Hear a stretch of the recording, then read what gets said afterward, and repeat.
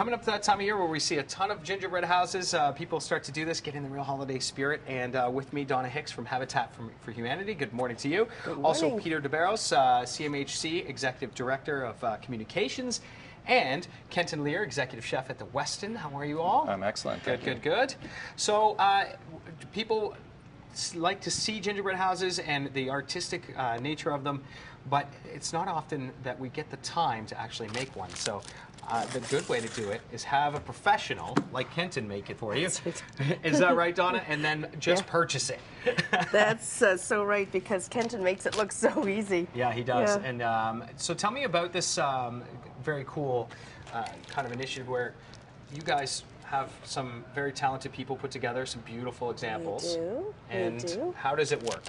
Well, we have over 20 entrants this year. Wow. So we have two categories. We have professional, and then we have the amateur category, and some of the houses that will come in will be absolutely spectacular.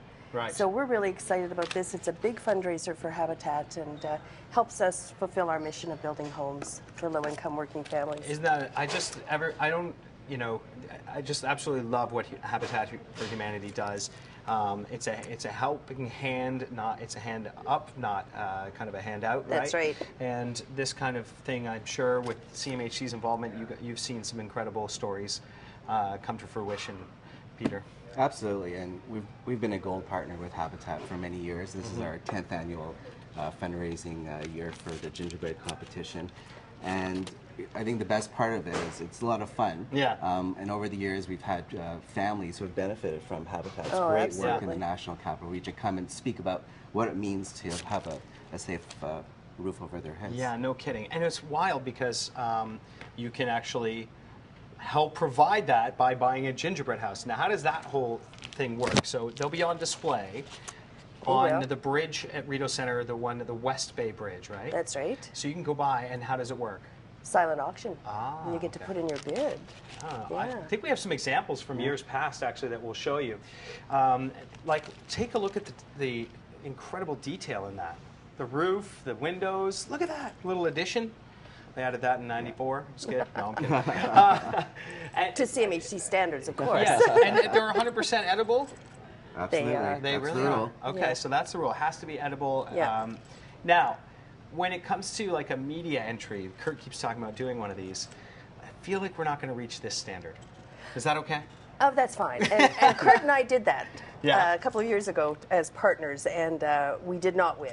But we got a prize for being the most adventurous. All right, well, that's cool. So there is a competition element to this? There is. All right, and so how does that work? Who votes on it? Who decides? Or the judges? Or it launches on Friday, and we've got 9 media teams, including Carol Ann from CTV Ottawa. Yes. And so there's 3 judges. There's the Ottawa Citizen editor, myself, and Ken Merkley from Habitat for Humanity. So unfortunately, we can't break apart the house and taste it, so it's not like Cake Boss. Right. They get a small version, but the beauty of it is they're spectacular in design. Yeah, obviously. You know, last year, there many of them put lights inside. I don't know if Kenton, you're putting lights in yours this year. That's a secret. It's a secret. I can't give that away. Kenton, tell me how what you're using to actually use as the mortar for the home. Well, it's an icing, a fondant-style icing. And, so it's not a thin icing. This is thick stuff, No, it's thick, and when it dries, it's going to be hard as cement, so it'll hold everything. And it's sort of the key. You need to have a really good icing to be able to hold it together and make it solid when it all dries. Have you done many of these before?